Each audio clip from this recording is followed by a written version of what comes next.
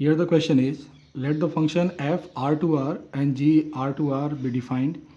F of x is equal to e raised to the power x minus 1 minus e raised to the power minus of modulus of x minus 1, and g of x is equal to half of e raised to the power x minus 1 plus e raised to the power 1 minus x.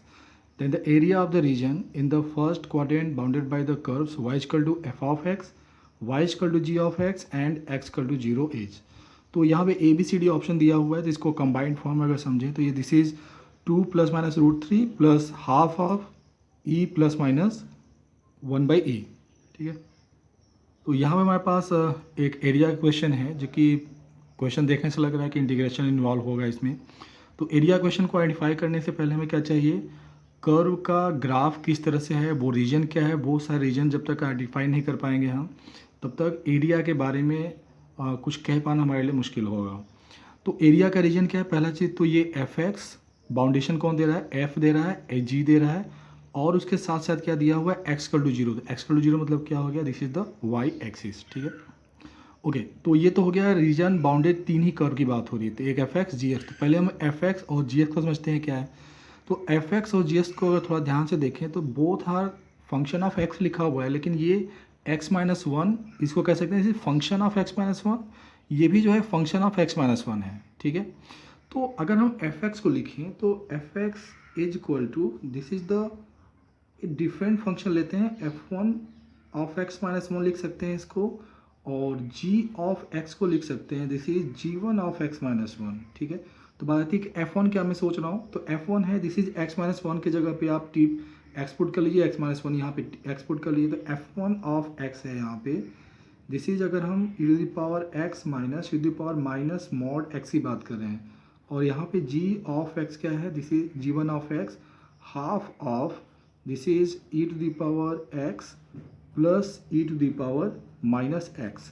तो अगर हम F one और जी one अगर ये ले रहे हैं यहाँ पे, तो इसका मतलब है कि हम जो एफ एक्स की बात कर रहे हैं ये एक्स में एक्स माइनस 1 पुट करके हम फाइंड आउट करें, यानी कि जस्ट लाइक कि ये हॉरिजॉन्टल शिफ्टिंग हो रही है.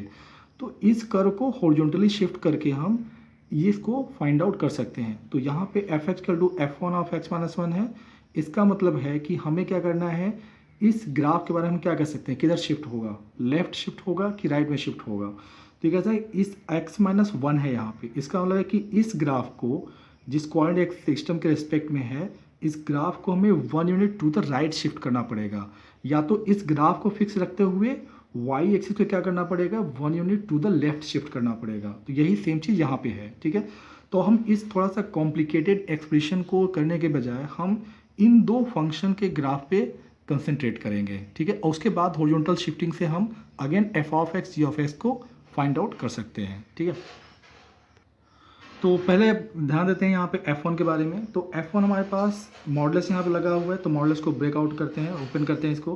तो 0 के अबाउट ओपन होगा, तो इसको लिख सकते हैं this is x greater than or equal to 0 लेते हैं यहाँ पे, और एक बार x लेस देन 0. ठीक है, तो जब greater than or equal to 0 लेंगे तो ये x बाहर आएगा, तो ये क्या होगा, e to the power x minus e to the power minus x, e to the power minus x हो गया. जब लेस देन 0 लेंगे तो ये क्या होगा, x माइनस एक्स के साथ बाहर आएगा, तो ये माइनस माइनस क्या हो जाएगा, plus e to the power x, e to the power x minus e to the power x क्या हो जाएगा, दिस इज इक्वल टू 0. तो हमारे पास सिंपल एक्सप्रेशन आ गया F1 का, और G1 का तो ऑलरेडी है ही. तो अब इन दोनों का ग्राफ ड्रॉ करते हैं. ठीक है, तो यहाँ पे F1 के लिए 0 तक तो ठीक है, यहाँ तक तो कोई इशू नहीं है. यहाँ पे 0 के बाद ये एक्सप्रेशन है, तो ये किस तरह से इंक्रीज करेगा डिक्रीज करेगा, ग्राफ कैसे बिहेव करता है, इसके लिए हम क्या करते हैं, कॉन्टिन्यूस डिफरेंशिएबल है ऑलवेज ये. ठीक है, तो इसको हम डिफ्रेंशिएट कर लेते हैं. तो जब हम इस रीजन के लिए इसको डिफ्रेंशिएट करते हैं, तो d by d x of F1 of x, इसकी जब बात करेंगे तो ये क्या हो जाएगा, this is e to the power x minus of इसका derivative with respect to minus x, तो e to the power minus x रहेगा, फिर माइनस एक्स का derivative with respect to x, तो ये क्या हो जाएगा, दिस इज माइनस 1. तो दिस इक्वल टू क्या होगा, this is e to the power x and plus क्या हो जाएगा, this is e to the power minus x.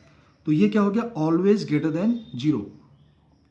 तो यहाँ मतलब कि 0 के बाद ये जो ग्राफ है ये लगातार क्या करेगा, इंक्रीज करेगा. ठीक है, तो ये ग्राफ आ गया कि ये इसमें क्या हुआ, स्ट्रिक्टली इंक्रीजिंग हो गया. ठीक है, ओके. नेक्स्ट आते हैं G1x के बारे में. तो जब हम इसका डेरिवेटिव निकालते हैं अब, ठीक है, तो d by d x of G1 of x की अगर बात करते हैं, तो ये हमारे पास क्या हो जाएगा, this is half of e to the power x plus इसका derivative e to the power minus x हो गया with respect to minus x, ठीक है। अब इसके बाद क्या हो जाएगा, चेन फॉर्मूला से अब इसका minus multiplied with minus x का derivative with respect to x, तो क्या हो जाएगा -1। तो दिस इज इक्वल टू हो गया half of e to the power x minus e to the power minus x, ठीक है।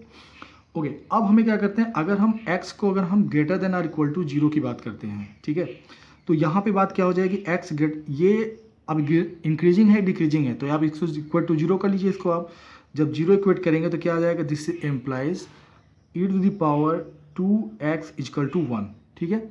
और यहाँ से आएगा this implies x equal to 0। तो इसका मतलब है कि ये जो फंक्शन है वो x इक्वल टू इसका डेरिवेटिव क्या हो रहा है, इस फंक्शन का डेरिवेटिव क्या हो रहा है, x इक्वल टू 0 पे 0 हो रहा है, ठीक है।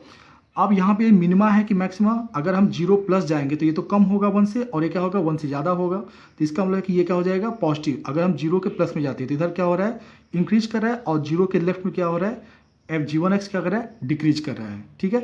तो अब इन दोनों का ग्राफ अगर हम बनाना शुरू करें तो ये पार्ट हो जाएगा, दिस इज लाइक यहाँ से, तो x इक्वल टू 0 पे अगर g1 की बात करें तो ये 1 प्लस 1 कितना हो जाएगा 2, एंड 2 डिवाइड बाई 2 कितना हो जाएगा 1। तो इसका मतलब g1 ऑफ 0 क्या हो गया, दिस इज यहाँ पर 1 हो गया। इसके बाद ये क्या है, पॉइंट ऑफ लोकल मिनिमा है g1 के लिए, तो यहाँ से इसको आप ग्राफ इस तरह से ले आ सकते हैं। अब चूंकि ये जो है इवन फंक्शन, अगर आप g1 ऑफ माइनस एक्स करेंगे तो ये माइनस है और ये भी क्या हो जाएगा प्लस, तो सेम आएगा फंक्शन। तो जैसा इधर बिहेव कर रहा है वैसा क्या होगा, इधर की तरफ भी बिहेव करेगा, ठीक है। ये तो हो गया हमारे पास g1 की बात हो गई। ओके, अब आते हैं f1 के बारे में बात करते हैं। तो f1 तो 0 है, 0 से कम के लिए, तो यहाँ पर ये हमारे पास ग्राफ आ गया इसका g1 का, यहाँ तक तो आ गए। अब 0 के बाद क्या है, स्ट्रिक्टली इंक्रीज कर रहा है, तो 0 पर अगर देखें तो डेरिवेटिव फंक्शन की वैल्यू क्या आ रही है 0 1, यहाँ पे क्या आ रहा है -1, ये भी 0 हो रहा है, तो यहाँ से ये स्टार्ट होगा। फिर अब यहाँ से क्या स्ट्रिक्टली इंक्रीज कर रहा है, ठीक है। अब ये स्ट्रिक्टली इंक्रीज कर रहा है, तो अब हमारे पास क्वेश्चन है कि क्या ये दोनों ग्राफ कब मीट कर रहे हैं और कितनी बार मीट कर रहे हैं, ठीक है। तो इसमें हम क्या करते हैं कि तो मालूम है ग्राफ से क्लियर हो रहा है कि केवल पॉजिटिव एक्स रीजन में ही मीट करेंगे, नेगेटिव एक्स में तो मीट नहीं कर रहे हैं, ठीक है। तो अब क्या करते हैं हम कि f1 minus g1 of x को देखते हैं यहाँ पे, ठीक है, या चेक करते हैं कि कब ये 0 हो रहे हैं या कब मीट करें, दोनों को इक्वेट कर लेते हैं। तो यहाँ पे हो जाएगा f1 of x equal to g1 of x for x greater than equal to 0 के लिए। तो ये हो जाएगा this is e to the power x minus e to the power minus x, ठीक है। दिस इज इक्वल टू हो जाएगा half of e to the power x plus e to the power minus x, 2 से multiply कर लेते हैं तो ये 2 e to the power x minus 2 e to the power minus x, this is equal to हो जाएगा e to the power x plus e to the power minus x, ठीक है। अब फर्दर को सिंप्लीफाई करते हैं अगर, तो हमारे पास इसकी वैल्यू क्या आ जाएगी, ठीक है। तो ये तो e to the power x यहाँ पे आ गया, and this is equal to 3 e to the power minus x आ गया, इधर गया, and this is equal to इसको इधर ले जाते हैं तो e to the power 2x equal to 3। तो यहाँ से हमारे पास कह सकते हैं कि यहाँ पे केवल x की केवल सिंगल वैल्यू आ रही है, सिंगल वैल्यू ऑफ x, ठीक है। और ये x की वैल्यू क्या हो जाएगी, this is x equal to 1/2 of ln 3 on the natural base e, ठीक है, ऑन द बेस e की बात हो रही है, या इसको ये भी लिख सकते हो आप, दिस इज ln √3, ठीक है। तो यहाँ से इसका अगर हम ग्राफ ड्रॉ कर रहे हैं यहाँ पे, तो ये ऐसे प्रोसीड कर रहा है, तो ये यहाँ से कह सकते हो आप कि ये ऐसे निकल जाएगा, ठीक है। तो ये जो पॉइंट है यहाँ पर, ये क्या हो जाएगा, दिस इज ln √3 हो गया, ठीक है। तो ये तो y हो गया, ये x हो गया, और ये हमारे पास जो ग्राफ जा रहा है ये किसका ग्राफ है, ये g1 ऑफ x का ग्राफ है, और ये किसका है, this is f1 of x का ग्राफ है, ठीक है। ओके, अब आते हैं कि हमने जो एज्यूम किया हुआ था f of x equal to f1 x minus 1 g of x g1 x minus 1। तो अब ये f1 और g1 का हमारे पास ग्राफ है, तो अब ये कह सकते हैं कि f ऑफ x ग्राफ के लिए क्या कर सकते हैं कि इस ग्राफ को इस कोऑर्डिनेट सिस्टम के रिस्पेक्ट में 1 यूनिट इधर शिफ्ट कर दें, या फिर y एक्सिस को ग्राफ को फिक्स रखते हुए 1 यूनिट इधर शिफ्ट कर दें। तो दिस इज लाइक दिस, यहाँ पर हम एक नया हम y एक्सिस यहाँ पे ड्रॉ कर ले रहे हैं, ये हमारा नया o डैश हो गया, और ये हमारे पास कह सकते हैं कि दिस इज नया y डैश। तो इस कोऑर्डिनेट सिस्टम के रिस्पेक्ट में अब ये क्या हो जाएगा, this becomes f of x, और इसी कोऑर्डिनेट सिस्टम के रेस्पेक्ट में जो ये g1x है वो क्या हो जाएगा, g ऑफ x। तो अब हम इसके रेस्पेक्ट में देखेंगे तो ये क्या हो गया, this is f of x, और इसके रेस्पेक्ट में देखें तो ये क्या हो गया, this is g of x। अब हमें कहा क्या है, x इक्वल टू 0, यानी y axis f of g of x और f ऑफ x के बीच में, यानी कि ये हमारे पास कह सकते हैं कि this is the required region. ठीक है, ओके। अब चूंकि केवल y एक्सिस शिफ्ट कर रहे हैं यहाँ पे, तो अगर हम वापस अपने कोऑर्डिनेट सिस्टम में आते हैं जो कि इस x और y में, और ये f1x है और g1x है, तो इसी के लिए कह सकते हैं, अगर इसको अगर हम ध्यान रखते हैं तब इसके लिए होगा, लेकिन तब बाउंड्री क्या हो जाएगा, तब हमारे पास हो जाएगा x इक्वल टू -1 जो है बाउंड्री लाइन हो जाएगी। हमारे पास ओरिजिनल में क्या था, f और g के लिए क्या था, x इक्वल टू 0 लाइन थी, और f1 g1 के लिए क्या हो जाएगा, सेम रीजन के लिए क्या बाउंड्री हो जाएगी, x इक्वल टू -1। तो हमारे पास अब जो एरिया निकालना है, area of region bounded by x equal to -1, y equal to f1 of x and y equal to g1 of x। तो ये हमें इस रीजन का एरिया निकालना है। ये हम क्यों कर रहे हैं, क्योंकि हमारे पास जो है इंटीग्रेशन करने में आसानी हो जाएगी।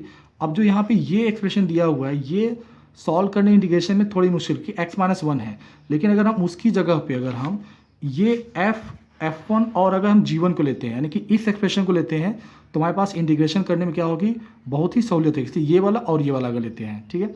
तो अब इसको निकालते हैं कि इसका अब एरिया क्या होगा, ठीक है। तो एरिया में क्या है कि इसमें हमारे पास एक सिंपल तरीका है कि पहले आप g ऑफ x का x एक्सिस के साथ निकाल लीजिए, कहाँ से कहाँ तक, x इक्वल टू -1 से ln√3 के बीच में, यानी कि यहाँ से ये बाउंड्री का पहले आप एरिया निकाल लीजिए, और इसमें से फिर ये जो ब्लैंक पोर्शन है इसका एरिया मैच कर देंगे तो हमें रिक्वायर्ड एरिया मिल जाएगा। ठीक है, तो हम क्या करेंगे अब कि this is g of x का इंटीग्रेशन करेंगे कहाँ से कहाँ तक, -1 से ln√3 तक, और उसमें सब्ट्रैक्ट करेंगे definite integration of f of x from 0 to ln√3।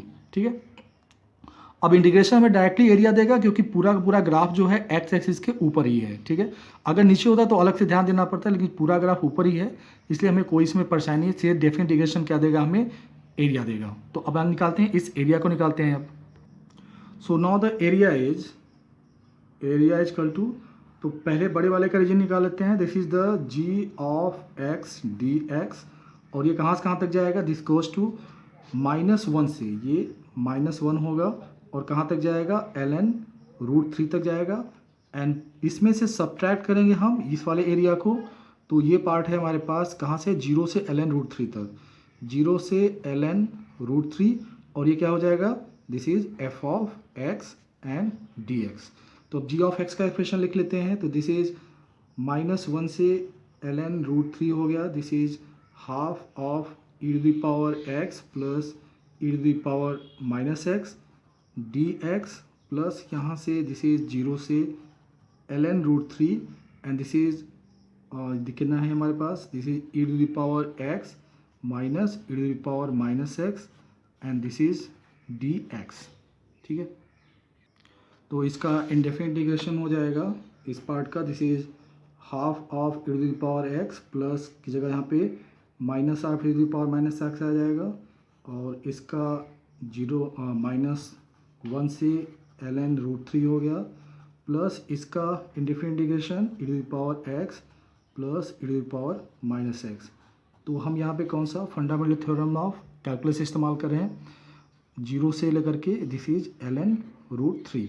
ठीक है, अब इंटीग्रेशन इसका लिमिट पुट कर लेते हैं यहाँ पे, upper limit and lower limit, तो this is half of e⁻ln√3 minus of e⁻−ln√3 हो गया, फिर -1 पुट करेंगे तो ये माइनस ऑफ हो जाएगा e⁻−1 and minus of e⁻−1। ठीक है, तो पूरा लिख रहे हैं यहाँ पे, प्लस इसको पुट करते हैं तो ये हो जाएगा e⁻ln√3 plus e⁻−ln√3 minus of e⁻0 plus e⁻−0।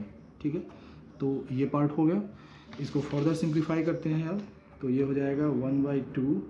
Okay, तो यहाँ पे ln√3 है, तो यहाँ पे बेस e है, तो ये हो जाएगा √3 हो गया, माइनस यहाँ पे माइनस है, माइनस को इधर ले आएंगे तो 1/√3 हो जाएगा। ठीक है, तो ये हो जाएगा दिस इज 1/√3 √3 हो गया, ठीक है, माइनस ऑफ 1/e हो गया, इसके लिए वही -1 को माइनस माइनस प्लस हो गया, और ये माइनस माइनस प्लस ऊपर भी, तो ये क्या हो जाएगा प्लस ई हो गया यहाँ से, प्लस अगेन यहाँ से सॉरी ये माइनस रहेगा यहाँ पे, ये भी माइनस है यहाँ पे, और ये भी माइनस है क्योंकि यहाँ पे सब्ट्रैक्शन हम कर रहे हैं, तो ये भी माइनस हो गया, तो दिस इज़ अब ये हो जाएगा √3 एंड प्लस 1/√3 हो गया, and this is minus of 2, ठीक है, 1 + 1।